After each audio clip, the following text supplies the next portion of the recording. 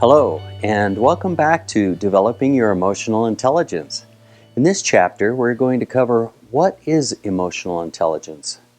In order to best understand what emotional intelligence is, it will help to understand exactly what emotions are. Emotions are physiological experiences that manifest in many different ways. Emotions are intertwined with our thoughts and actions and have a definite impact on our relationships. Now, of course, not everything or everyone we encounter stirs an emotional reaction, but they tend to affect us on many different levels. Emotions may trigger a racing heart, or a tightening of the chest when angry, or you may breathe rapidly, or perhaps your face may turn red when you're embarrassed. Your hands may start to sweat when you're nervous. Your eyes may water when you're scared. You see, these physiological responses can vary from person to person. And this is what we mean when we say our emotions are just that, they're ours.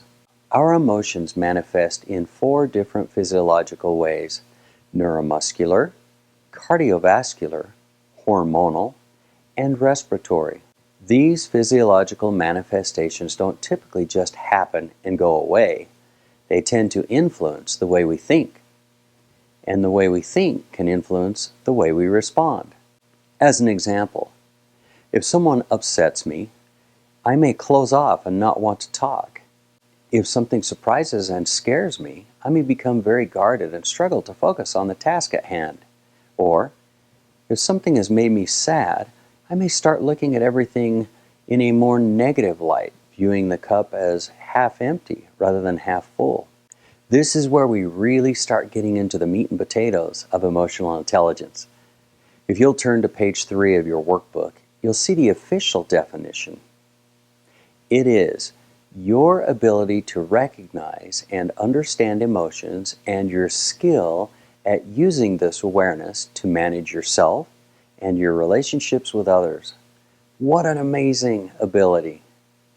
As you continue through this training, you may realize that although you may feel today that you have a good grasp on how you handle emotions, this EQ training will give you an even greater handle on emotions and an opportunity to continually improve in your ability to manage your emotions for the best outcomes in all situations. If you'll please turn to page 4 in your workbook, you'll see this diagram. There are spaces to write the 3 definitions we'll cover next. Along with learning what emotional intelligence is, it's important to understand what it is not. Emotional intelligence is a set of skills that can be molded, improved, and changed.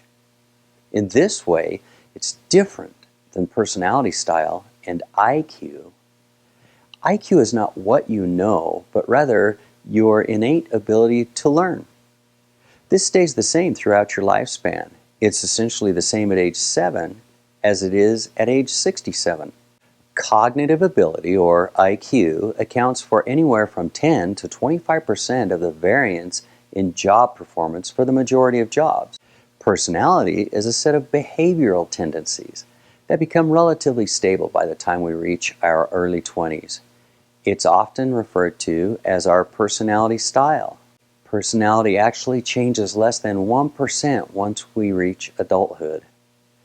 Certain personality traits can predict between 4 and 9% of performance in certain jobs.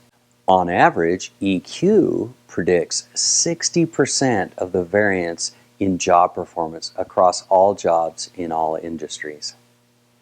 More importantly, emotional intelligence can change because it's a set of skills. EQ taps into another dimension of the whole person not accounted for by personality and IQ. Personality, IQ, and EQ are all pieces to the performance puzzle.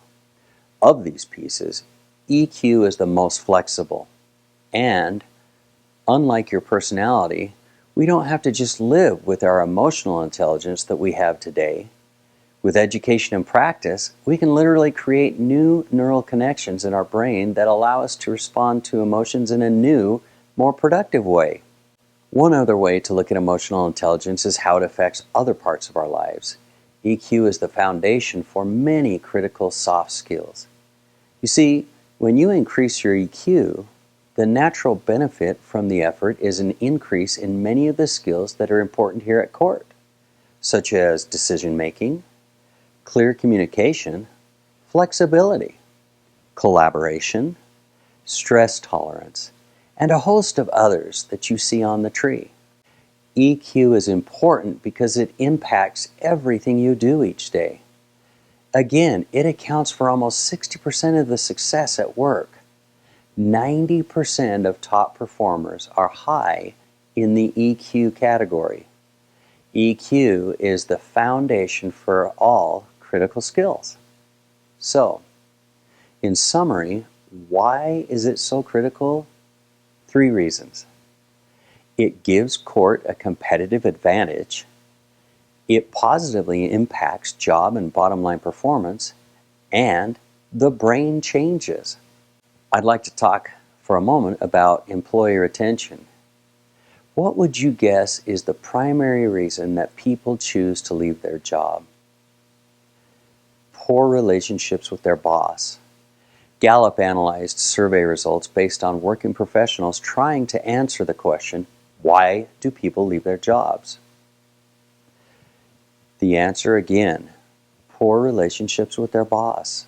It's important to note that relationships require 2 or more contributing people. In other words, it's not accurate to place the blame of these findings on one position or the other. Effective relationships rely heavily on effective emotional intelligence. Evidence that EQ matters in the workplace continues to mount and shows that EQ helps prevent employee turnover. EQ also promotes performance, greater safety, and improved health. Well, by now, hopefully you understand quite a bit more about what emotional intelligence is. In our next chapter, we'll talk about self-awareness. It's the critical foundation skill that will set you up for a successful EQ future. I look forward to seeing you in the next chapter. Thank you for taking the time to grow and develop your EQ skills with CORT.